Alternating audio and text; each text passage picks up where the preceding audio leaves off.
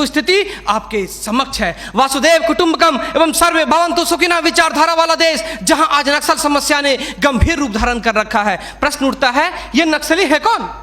समाज के सबसे शांत, शहरों से दूर जंगलों में रहने वाले तथा खेतों के माध्यम से अपने जीवन यापन करने वाले वो लोग जो अपने पूर्वजों द्वारा दिए गए धरोहर को बचाने के लिए सरकार के खिलाफ हथियार बंद हो गए हैं और अंततः ये लोग नक्सली बनने पर मजबूर होते हैं। महोदय, आधुनिकीकरण के नाम पर उन गरीब आदिवासियों की जमीनों को छीन ली गई तथा उन्हें मजबूर कर दिया बंधुआ मजदूर बनने पर, किंतु आज उनकी अधिकारों की कोई बात तक नहीं करता। मन समर्पित, तन समर्पित और यह जीवन समर्पित। मैं पूछता हूं, देश की धरती तुझे क्या दूं, क्यों दूं और किस लिए न्यौछावर करूं अपना सब कुछ तुम पर? क्या इसलिए कि मुझे देशद्रोह जैसे शब्दों से नवाजा जाए या इसलिए कि मुझे फर्जी इनकाउंटर में मार दिया जाए? जी हां अध्यक्ष महोदय, कुछ ऐसा ही समय था जब मान्य सूर्य लखन भैया सोहराबुद्दीन तथा तुलसीराम प्रजापति को फर्जी इनकाउंटर में मार दिया गया। यह कैसी विडंबना है महोदय, हमारे विपक्षी साथी द्वारा मानव अधिकार का संरक्षण किए बगैर ही राष्ट्रीय सुरक्षा की बात करते हैं। जब आम लोगों का कोई अधिकार ही नहीं हो तो इस स्थिति में राष्ट्रीय सुरक्षा का क्या मतलब? मैं पूछना चाहता हूं अपने विपक्षी साथियों से,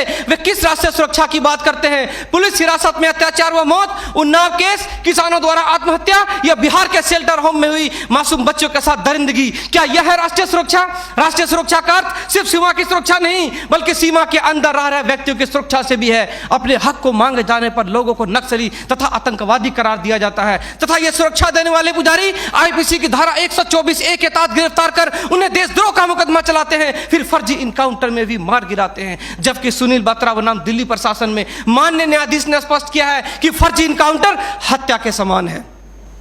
10 जुलाई 2004 को मनोरमा देवी के साथ दुष्कर्म और उसकी हत्या तथा पूर्वोत्तर राज्य की महिलाओं द्वारा हम सुरक्षा बलों के समक्ष निर्वस्त्र होकर विरोध प्रदर्शन करना इस बात का द्योतक है कि हम सुरक्षा बलों ने arms force special power act का दुरुपयोग कर नाजायज फायदा उठाया है। वहां के लोगों को जबरन गिरफ्तार कर उसे मानसिक एवं शारीरिक रूप से प्रताड़ित किया है तथा उनकी बहु बेटियों के साथ दरिंदगी कर मानवता को संसार किया है। यह देश की सभ्य समाज एवं लोकतांत्रिक शासन प्रणाली पर प्रश्नवाचक चिन्ह है। सीआरपीसी की धारा 41, 42, 107, 151 के तहत बिना वारंट गिरफ्तार करने की शक्ति, सीआरपीसी की धारा 129, 130 मजमे को तितर बितर करने की शक्ति और जरूरत पड़ने पर गोली चलाने तक की शक्ति इन सुरक्षा बलों को दी गई है। और कितने अधिकार दिया जाए इन्हें? तो दे दो रोलेक्ट एक्ट जैसा अंधा कानून और ढूंढते रहो इतिहास के पन्नों पर स्वतंत्रता एवं समानता जैसी शब्दों को। महोदय, आज जरूरत है चिंतन की, मंथन की, जागरूकता की, लोगों में विश्वास जगाने की। आज जरूरत है सुपर 30 जैसे संस्थानों की, ताकि अपने पथ से भटके हुए बच्चों को उचित शिक्षा,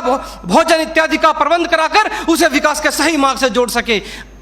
अंत में फैसला माननीय निर्णायक मंडल के पर छोड़ते हुए गुरुदेव रविन्द्रनाथ टैगोर की इन पंक्तियों के साथ मैं अपनी वाणी को विराम देना चाहूंगा कि मैं जीना चाहता हूं इंसानों की फौज के बीच में, मैं जीना चाहता हूं उगते सूरज की किरणों के बीच में, सुंदरता और सुगंध के बीच में। मेरी इच्छा है काश मिल जाए मुझे थोड़ी सी जगह इन जीने वालों के दिलों के बीच में। जय हिंद,